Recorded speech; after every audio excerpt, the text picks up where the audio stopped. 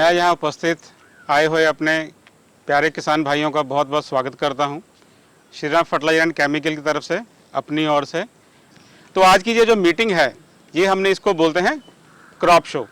Crop show का मतलब होता है कि हम जो भी चीज़ें आपको खूबियाँ सीज़न से पहले बताते हैं, कई माध्यम से, अखबार के माध्यम से, कभी लिटरेचर के माध्यम से, कभी हम जीप के माध्यम से बताते हैं, कभी आपके गांव में मीटिंग करते हैं। तो उस टाइम क्या होता है, वो सिर्फ आपको बताया जाता है, आप प्रत्यक्ष कुछ नहीं देख सकते, आप सिर्फ सुनते हैं और मानने की कोशिश करते हैं।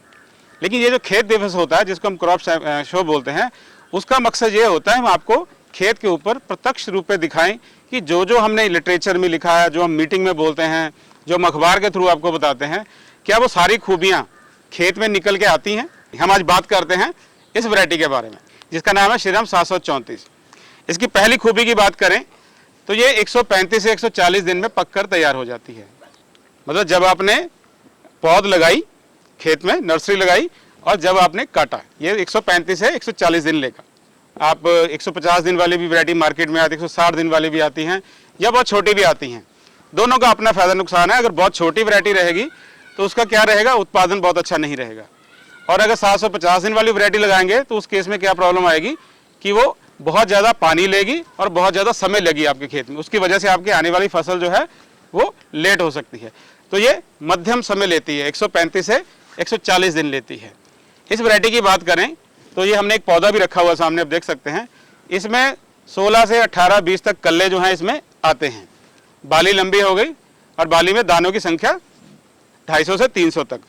उसके बाद एक चीज़ और आती है, अगर दाने तो ज़्यादा हैं, जैसे हम महीन वैरायटी लगाते हैं उसमें दाने तो ज़्यादा होते हैं, लेकिन होता क्या है, वो दाने जो पतले होते हैं। ठीक है, इसके दाने आप देख सकते हैं मध्यम मोटे हैं। तो उससे क्या होगा, आपकी पैदावार जो है वो कैसी होगी, पैदावार ज़्यादा होगी। तो ये जो वैरायटी है कीट और बीमारियों के प्रति भी सहनशील है। आपके खेत में बारिश कम होती है, जब आपके पास पानी की सुविधा नहीं है, तो फिर भी कम पानी में भी आपकी अच्छी पैदावार दे सकती है। या जैसे इस साल बारिश बहुत ज़्यादा हो गई है तो उसको भी ये सहन कर सकती है। इसकी हाइट जो मध्यम है, क्योंकि दूसरी वैरायटी जो बहुत लंबी होगी, थोड़ी सी भी हवा चलेगी या बारिश होगी, उसकी वजह से उसमें गिरने की समस्या ज़्यादा रहेगी। अभी किसी का कोई इस फसल के बारे में, कंपनी के बारे में या कुछ और सवाल हो तो पूछ सकते हैं। श्रीराम 734 के जो धान है, इसमें जो रोग है आपको अभी दिखेगा, खेत में सूख जाती है जो बाली, जिसमें दाने ही नहीं आते हैं। किसी वैरायटी की बात करें, 734 हो चाहे तमाम तरह की वैरायटियाँ हो, उसमें होता क्या है, उस बाली को आप खींच के देखिए। अब खींचते हैं तो क्या होता है, बड़े आराम से निकल आती होगी, सही पूछा। तो उसमें होता क्या है, इसमें कीट आता है जिसको हम लोग तना छेदक बोलते हैं, तना भेदक या तना छेदक बोलते हैं। उससे क्या होता है, वो अंदर से उसको काट देता है। जब वो काट देगा तो उसकी जो भोजन की सप्लाई है उस बाली को, वो कट जाती है, रुक जाती है। इस वजह से वो सूखना शुरू हो जाती है। इसके लिए आपको बुआई के 30-35 दिन बाद श्रीराम कार्टप दवा जो आती है 7.5 किलो डालनी होगी। इसको डालने से आपको 1-1.5 महीना उसकी प्रॉब्लम आपको नहीं आएगी।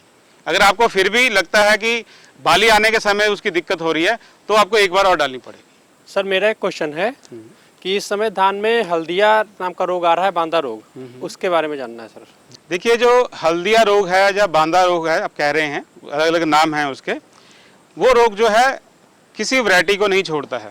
वो चाहे आप देसी वैरायटी लगाइए, चाहे आप हाइब्रिड लगाइए, चाहे आप रिसर्च लगाइए, वो कब छोड़ सकता है, जब आपके यहाँ फूल आए हो धान में, उस टाइम बारिश ना हो। इस साल बारिश ज़्यादा है तो इसका प्रकोप भी ज़्यादा है। श्रीराम रस्ट ऑफ एक दवा आती है, या एक नई दवा हमने दी है कैलिको के नाम से, लेकिन वो करनी कब है, उसका दवा के साथ साथ करने का बहुत ज़रूरी है। क्योंकि फूल खुलते समय से पहले अगर आप दवा कर देंगे तब तो आप इलाज पाएंगे। अगर फूल बंद हो गया तो उसके अंदर कोई भी दवा जो है बहुत अच्छा काम नहीं करती है। तो उसके लिए अपने को क्या करना चाहिए, जब अपने खेत में 5 से 10% बाली निकली हो, 5-7% बाली दिख रही हो अपने को, उस समय आपको श्रीराम रस्ट ऑफ जो दवा बताई है उसका एक स्प्रे करना पड़ेगा, तब आपको अच्छा रिजल्ट मिलेगा। जो इसमें दवा पड़ेगी उसकी डोज क्या रहेगी? रस्ट ऑफ है वो लिक्विड में है, उसकी 500 ml एकड़ की बात कर रहा हूँ। और अगर आप कैलिको की बात करेंगे, वो भी 500 ग्राम जो है आपको 1 एकड़ में डालनी है। लेकिन डालनी कब है, जब खेत में 5 से 10% बाली आई हो तब। जी, श्रीराम की असली पहचान क्या है? असली श्रीराम की पहचान के बारे में आपको डिटेल से बताता हूँ। ये पट्टी नीचे भी वाइट रहेगी और ऊपर भी वाइट रहेगी। क्या है, सफ़ेद ऊपर भी रहेगा और सफ़ेद नीचे भी रहेगा। इसकी यही पहचान है, एक बाली, गेहूं की बाली और ऊपर ये श्रीराम लिखा हुआ। इसमें कोई भी चेंज नहीं होगा, चाहे आप धान लेने जाएं, चाहे आप मक्का लेने जाएं, चाहे आप गेहूं लेने जाएं, जो भी उत्पाद लेने जाएं, इसमें एक ही रहेगी बाली। हर जगह हमारे उत्पाद के साथ श्रीराम वर्ड जरूर लगा होगा। और जो हमारा लोगो है उसकी भी एक जगह लगने की, ये आधा व्हाइट में रहेगा, आधा दूसरा जो कलर रहेगा उसमें रहेगा। हमारे सारे उत्पाद के ऊपर ये नीचे जो है DCM श्रीराम भी लिखा रहेगा, उसका लोगो भी है। अभी हम खेत पे चलेंगे और जो मैंने आपको इसकी खूबियां बताई थी वहाँ पे एक बार जाके देखेंगे कि उसमें वो चीज़ें आपको मिल रही हैं कि नहीं मिल रही हैं। तो किसान भाई, जैसे हमने वहाँ पे अभी आपको बात की थी कि इसकी अवधि के बारे में, अवधि जो है इसकी 135-40 दिन है। और ये जो धान अभी आप पीछे देख रहे हैं ये 734 है। ये लगभग 5 या 6 जून को लगा हुआ है और आज लगभग 125 दिन के हो गया। और 10-15 दिन में आप देख सकते हैं जो रंग इसका चेंज होना बदलना शुरू हो गया है, 10-15 दिन में कटाई के लिए है। तो पहली बात जो हमने बताई थी 135-40 दिन, उतने ही दिन आपको लेके देगा। उसके बाद करते मैंने कहा था कि इसका जो दाना है वो मध्यम मोटा है। तो आप आके देख सकते हैं ये दाना जो है, देखिए दादा आप आइए, मध्यम, हाँ मतलब ज़्यादा मोटा नहीं है, ज़्यादा बड़ा नहीं है, लेकिन मध्यम मोटा है। अभी देखिए कलर अच्छा है इसका, जो गोल्डन है वो आपको दिखाई देगा। उसके बाद हमने बात की थी इसकी जो बाली है उसमें दानों की संख्या जो है और बाली बड़ी रहती है। ये हमने 10 बालियाँ श्रीराम 734 की ली हैं और ये 10 बालियाँ हमने एक अन्य वैरायटी के लिए जिसका हम नाम आपको नहीं बता रहे हैं। जैसे आप लोगों ने देखा, दादा ने भी देखा कि हमने ये जो 10 बालियाँ थी इस पर रखा तो इसका वजन कितना आया था, 63 ग्राम। और ये अन्य वैरायटी जो है हमने इसका रखा था, कितना आया था, 42 ग्राम। देख सकते हैं आप। तो जब हम इतना फ़र्क 10 बाली में देख सकते हैं तो हमारे खेत में कितनी बालियाँ होती हैं, हज़ारों होती हैं। जब उसको मल्टीप्लाई करेंगे तो अन्य वैरायटी से, किसी भी अन्य वैरायटी से 734 का उत्पादन जो है 3 से 4 क्विंटल आपको अधिक मिलेगा। ठीक है, और अधिक मिलने का मतलब है आप उसको अगर धान का 1500 रुपये भी रेट लेते हैं तो 6 से 7 हज़ार रुपये आपको जो है अधिक मुनाफा मिल सकता है। तो अगली बात हमने की थी कि कम पानी में भी अधिक उत्पादन।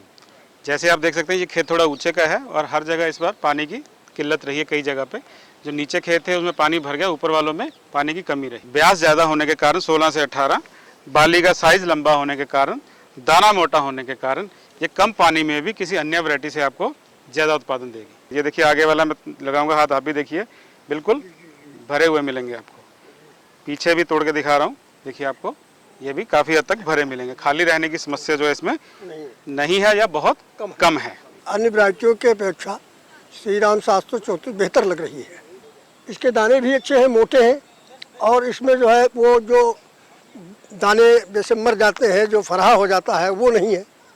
और मोटे दाने भी हैं, सारे दाने भरपूर भी हैं, लंबी बाली भी है, वज़न भी इसका अच्छा है, इसलिए इसकी पैदावार अधिक होने की अनुमान है। इसमें पैदावार भी अच्छी होती है, ये कम बारिश में भी अच्छी पैदावार कर सकता है। अन्य में 20 से 22 प्रति एकड़ हो जाता है, ये है 28 से 30 हो जाता है 1 एकड़ में इसकी पैदावार। श्रीराम 734 का अगर जो हम हाइब्रिड धान बीज लगाएंगे तो अन्य वैरायटी से प्रति एकड़ 10,000 रुपये हमको ज़्यादा मुनाफा हो सकता है। पहले मैं अन्य वैरायटी लगाता था, इस समय श्रीराम की 734 वैरायटी लगाया है। इससे हमें अच्छा रिजल्ट मिल रहा है और इसकी बाली भी बड़ी है, फुटान भी अच्छी है। ये फसल इतनी वजन होने के बाद भी इतना आंधी पानी चली लेकिन ये गिरी नहीं, और गिरी नहीं तो इसमें नुकसान होने की संभावना बहुत कम है।